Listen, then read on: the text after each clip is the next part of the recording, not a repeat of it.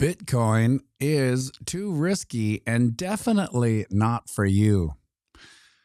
This is what I've been experiencing in the past little while. It's a slight awakening of the concept of Bitcoin, followed by a quick poo-poo of it, saying it's too risky. And the more I think about it, the more I agree with these people. No matter how exponential the chart shows the price of Bitcoin, just from inception to the right and up, they'll always break down the dips, the crypto winters, the bear markets. It's like, I realized the whole concept of you can't save them all. It's just the way people see things. And then what happens is that some of these same people that will talk about the dips and the bear markets will come back, now and kind of say, I've been thinking more about Bitcoin lately. It's it's been everywhere. I can't help but see it. But then they'll always say, it's just, I think it's just too risky. It's funny because there's this guy named what's his name? Adam Livingston. He might be Canadian. I don't know. He's kind of like taken Twitter by storm. I've made some shorts where Bob Ross will kind of narrate his tweets. Those are him, and he always has these Bitcoin is too risky tweets. And then it'll, Bitcoin's too risky, but you'll spend 40 years working a 9-to-5 in an office with a directed pension from some boss who knows nothing about finance to it, and whether it's there or not when you retire or not. It's still a gamble. There's no guarantees in life, right? Only probabilities. What are the probabilities of a 20-year-old pension? What's even, you get even deeper on the whole pension thing. It's like not only will there not be pensions, there won't be jobs. What are people going to do? And it's strange to walk out of this bubble, and when I have these conversations with people, just holding on to 118K.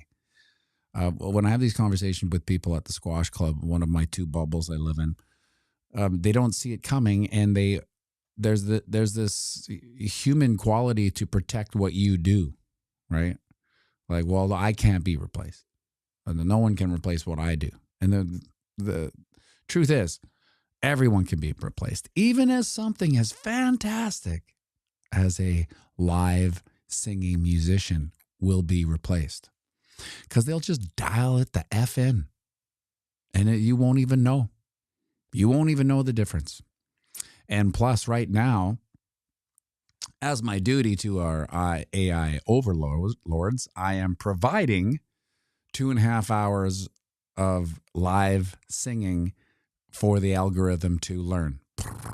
Because basically, we're just like kind of human characteristic farms, where the AI will just learn that they're just staring at us. You know that Eminem video where him and Dre are looking down into the experimental surgery room or whatever? That's AI.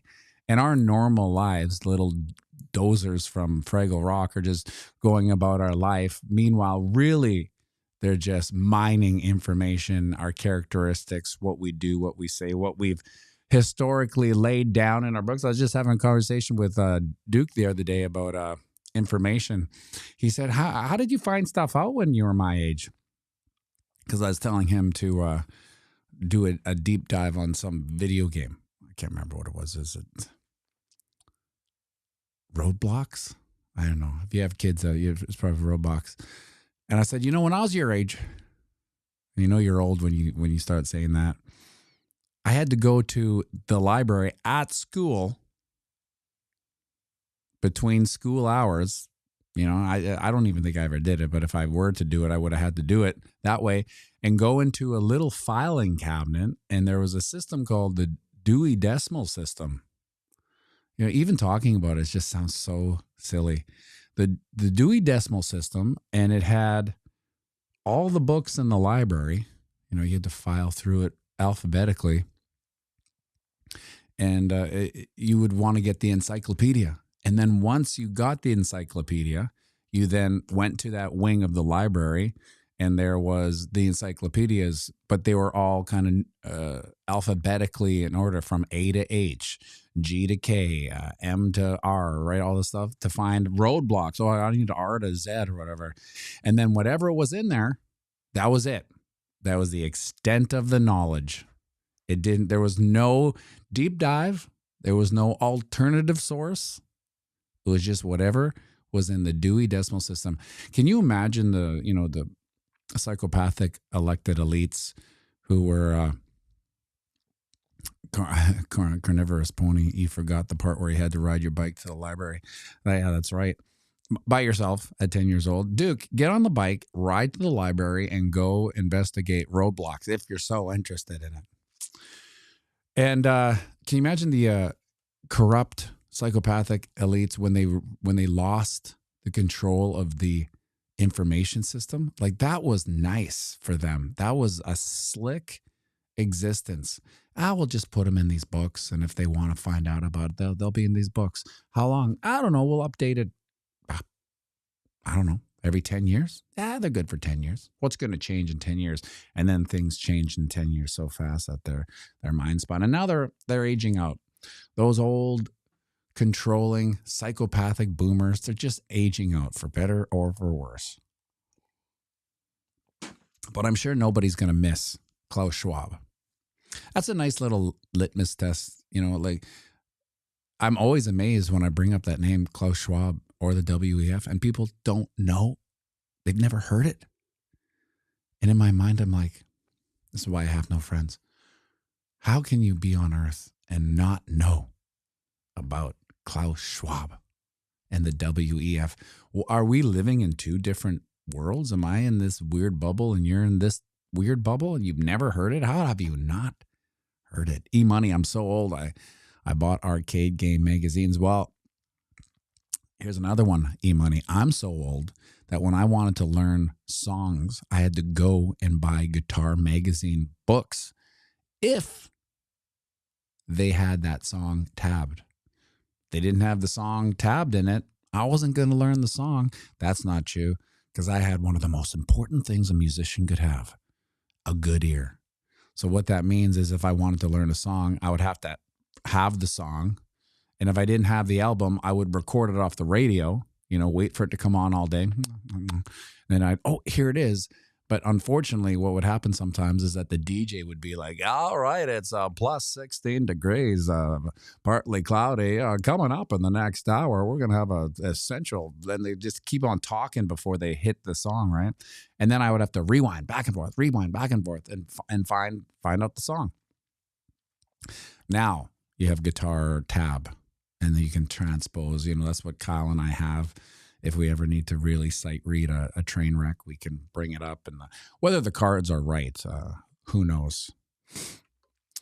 Absolutely nothing happening in the old Bitcoinosphere. Where is this? This was July 11th. So essentially, July had this big run up here. So we were at 111. And then we had the big run up to 117, another big run up that completely capitulated back down. And we've just been console arranging ever since, doing nothing into oblivion, boring the 0.006% of retail that just staggered in at the top. Can you imagine that? We haven't really seen that panic. Now, I had somebody ask me yesterday, is this a good time to buy Bitcoin? It's an honest question, and I understand where it's coming from. And I honestly don't know, because here's what could happen. You could ape into Bitcoin right now, which don't get me wrong. Anytime is a good time to get off zero. Anytime is a good time to get off zero. Now, you also have to understand when you're talking to normies, they don't understand a time horizon.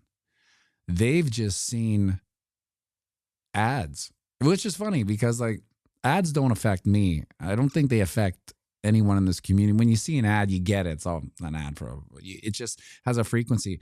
But people that are on zero, they see ads for Bitcoin and it affects them. Like it's like they're seeing an ad for a Rubik's Cube or a Betamax. You know how that affected us back in the day. And so then when they ask, when you explain where Bitcoin can and might go in the next 8 years, you almost have to treat them like a toddler who they don't know anything. So think about this. You're just a normie, right? And you're actually thinking of buying a Bitcoin. This was what was surprising to me. I'm like, oh dear, that's a big move. And I just know this is also coming from a guy. Little backstory on this guy. He has some some real estate.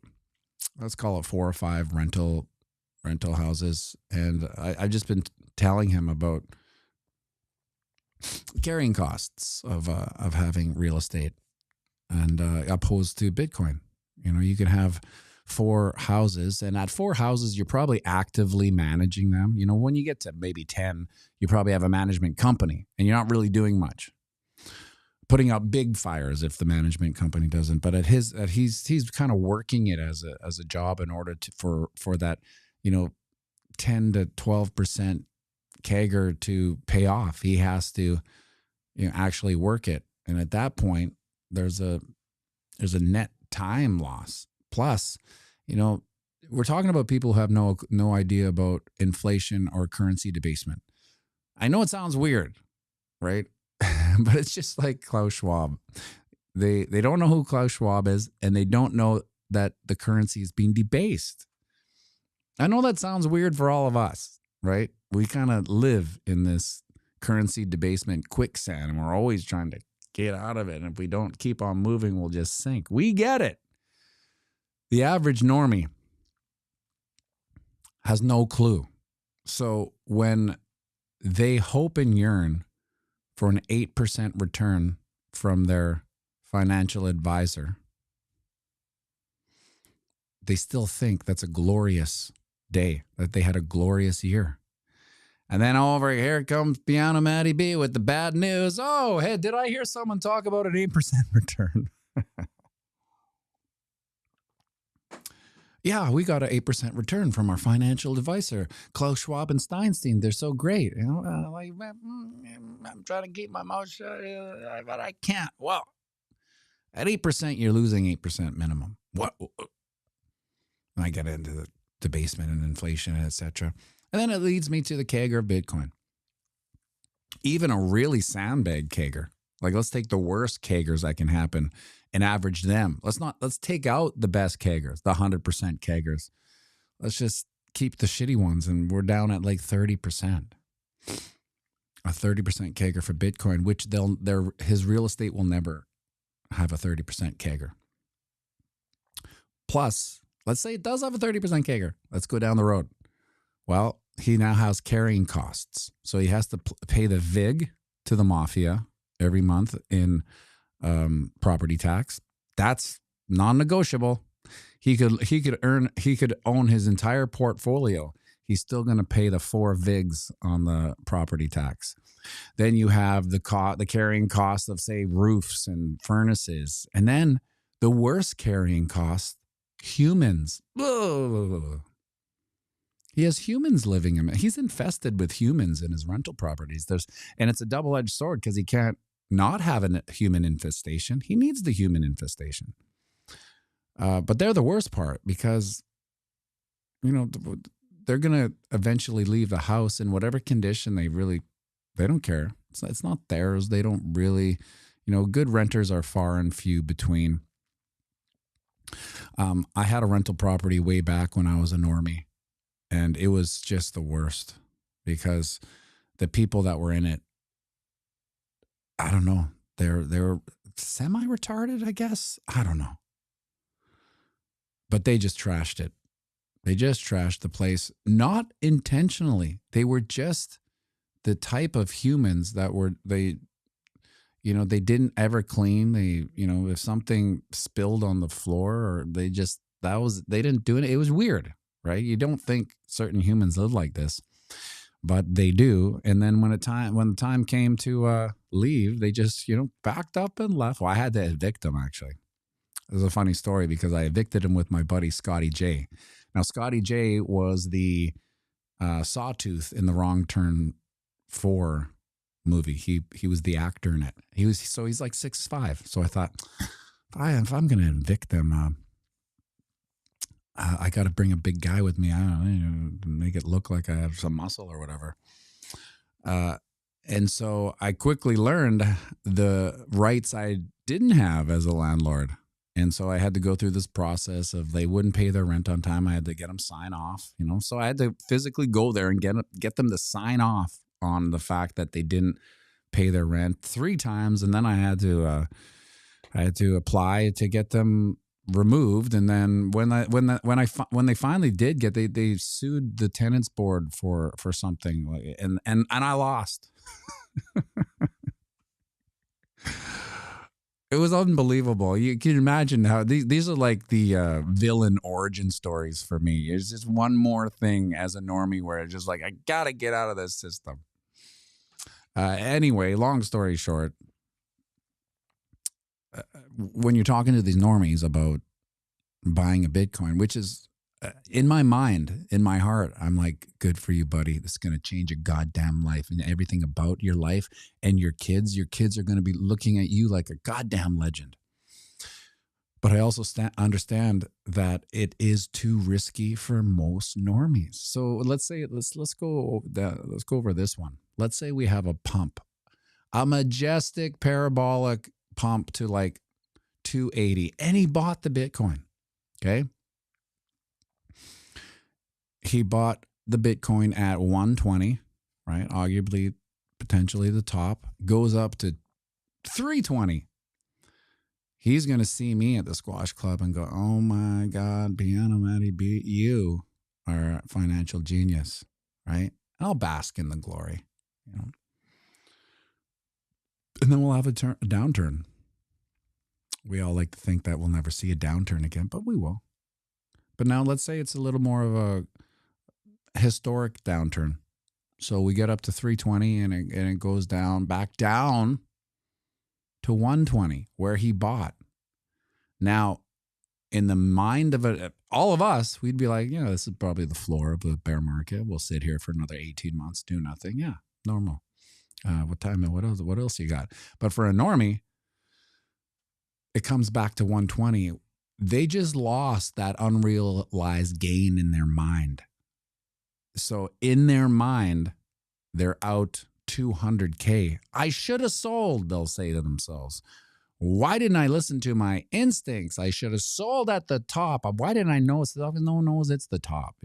Every shoulda, woulda, coulda when the time comes, right? But they won't be able to handle that. They will be psychologically eradicated, and they probably won't sit through 12 to 16 months of price action doing nothing down at where they bought, because they're sitting here, they're kicking themselves in the ass that they didn't sell at 2. And meanwhile, never remembering my conversation with them. It's like, well, you're in this for a low time horizon. You're going to give it to your kids, right? They forget about that. They only kind of reconcile losses or missed gains. And then what will this guy do? He'll probably sell. After 1 year of looking at the charts, bouncing around from 110 to 130, he'll be like, you know what? I can't take it. Meanwhile, he has 4 rental property. Well, maybe not 4 anymore. Maybe he sold 2. He can take that. He can handle an infestation of humans, carrying costs of a roof and whatever goes wrong with it, and then the never-ending VIG from the mafia government on property tax. He can handle that. That's not risky, but he can't handle the 12 months of price action really doing nothing. I get it. We all kind of get it. That's why it's dicey. And then can you imagine, like, when he goes from 320 to 120, it's back to where, he asked me, should I buy in? And I said, yes. He's not gonna be calling me a genius for the next 12 months, but if he has a low time horizon, and he just waits it out. And that next parabolic bull run, 2028 comes. Guess who's a genius again? But these are the lessons, the hard lessons that we all learn as investors. Some people learn the lesson so hard that they get kicked out. You know, they kick themselves out, they sell out because it's too damaging to lose the money. Because really, the money is just an abstract representation of your time, right? So let's say you spent 20 years saving 120K, and then you lose it. You're effed. It's a hard thing to recover. That's why I always say don't trade. You know, just have a low time horizon, get it in there, and wait. What else are you going to do? Yeah, well, I don't want to work. I get it. Nobody wants to work, but you know, you gotta have a burn rate covered. I remember when the scamdemic happened and everything was shut down, I was like, how do I protect the investments with zero income? And I was prepared to do whatever I had to do to carry the cost of living. Let's say that the cost of living was like $3,000 or $3,500 a month. This is what it costs for everyone to eat, for all the insurance to be paid. You know, for the cost of life was about $3,500. I was like, I could probably deliver pizzas and make $3,500 a month. I don't want to. And then I went down that, well, I could probably deliver Amazon. Maybe I could get a job to cover 3,000, 3,500 burn rate to protect the Bitcoin. And most people, well, I wasn't eating ribeyes back then. I would have pumped it up to about 45. Did you guys check out that tomahawk I cooked yesterday in the Auto Wild Pro? You know what? I think I'm going to start making some ribeye ASMR videos because the iPhone has an incredible ASMR microphone. So I went full retard and bought the Auto Wild Pro. I don't know if you guys know about it, but it's like a just slightly below restaurant grade steak griller. It's infrared. It goes up to 1,500. I got it. I got the Sean Baker told me about it when I saw him at the Bitcoin conference. I'm like, I said, what I see? Oh, you see you cooking on this tiny little thing here. What is it? He's like, oh, it's the Auto Wild Pro. It's great. So I looked at it and I'm like, that's too expensive. I will not spend $1,500 on it. I just can't, you know, because I'm a Bitcoin psycho and I'll put that into Bitcoin before I buy something like that. Just like, so you see the shiners kind of coming along. It's almost gone. Like I was thinking, had it been one of my teeth and knocked it out, it would cost like $5,000. We went over this the last week, $5,000 to get a tooth replaced in Canada. I'm like, I would go toothless and put that money into Bitcoin before I fix my tooth. So I would just be sitting here with a missing tooth and I'd be okay with it. Maybe because I've designed my life that it's not a big deal. And maybe I see people without teeth. It's not the nicest look, but I would have to say it's like, well, I can because I'm gonna put $5,000 into Bitcoin before I have it into a tooth. Anyway, I got it. It kept on sending me cheaper and cheaper prices. I was like, this is interesting because I was still not gonna buy it. Like it's just too much. Right? Not like I basically busk at the Jimmy for money. So it's not like I have $1,500 just kicking around for a tiny little steak maker. Long story short, it got down to about $800. They kept on sending me offers down to $800. Plus I had that little, when you put in your information, then you click off and then they send you like a 10%, 20% coupon. I had that. Plus it was $800, bang. To me, getting it for less than the suggested manufacturing retail price of $1,600 is roughly 55-60% off. I was like, trigger pulled. I got it anyway. It was a real life changer because it just cooks these steaks perfectly. So, 2.5, 3 minutes each side, boom, boom, and it has that kind of that perfect sear. It sizzles. It's just amazing. No, I wasn't on Amazon, Bruce. It was a Canadian company. That's why I think when I first initially got it, it was American company, and they're just putting out this price. Why not? It's like Kijiji. When you put something on Kijiji, like, yeah, fire out $450. Someone comes with $100, I'll sell it. That's that type of marketing. So yeah, what the hell am I talking about anyway? Anyway, yeah. So I'm gonna maybe document some of these steaks. That tomahawk steak, man, it was the best tomahawk steak I've had. Now, Carl Elder and Misco and I shared a tomahawk steak, and when I say share, it was more like I ate 80% of it. Because I told him, it's like, tomahawk's not that much. It seems like a massive Flintstone steak. That's not. If you're not on the Discord, what are you doing? I mean, if you're in the community, you watch the stream every morning and you watch the piano bar, you got to be in the Discord. There's a lot of action there. Plus, you get to see the steaks that I've been making, the evolution of me making steaks. There it is. Wick's wife. Quick on the draw. Holy smokes, it's Misco himself. He had shrimp and grits.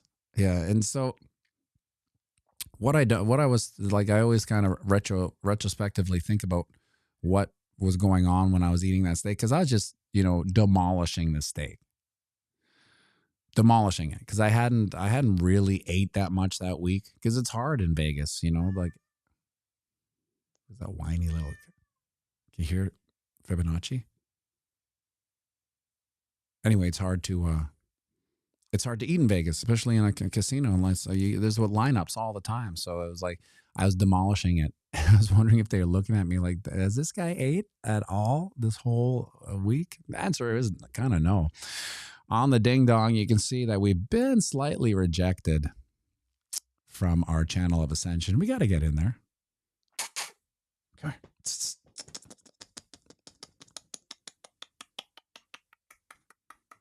doesn't like to be. Oh, see, it's one of those. Come here. It's like Bruce Lee's. He's water. You can't really touch him. Like, hey, come here. Come here. Yeah. See that. There, I got you. Okay. Oh, this cat. Jeez. He's like, what? Like, he won't do it now. He's a pretty cute cat, but he's annoying as F. Like, when he wants in, it'll come to the front window and it'll just be like looking at the window, and then it'll see someone and it'll look at you like, hey, door. And then it'll go there.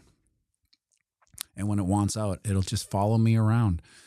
And then when I get to the door, it'll jump, and it'll jump for the doorknob. It's like, hey, what do you know about doorknobs? What do you know about doorknobs, Fibonacci? He's getting a little chill in his old age, though. He used to be more of a psycho. Now he's more of a rag doll. And this is, well, he's purring, actually. This is why they call the rag dolls. You put them on their back. They just do this. It's almost like he doesn't really have a skeletal system. He's like more cartilage than bones. Where Mingo, the massive cat, he's all bones. He won't lie on his back like this. This one will do this. Oh, it's purring.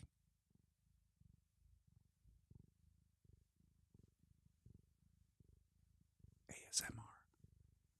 Cat purring channel. Maybe we'll do that in the bear market. Now, Bruce, if I had a third arm, I would hit the end button.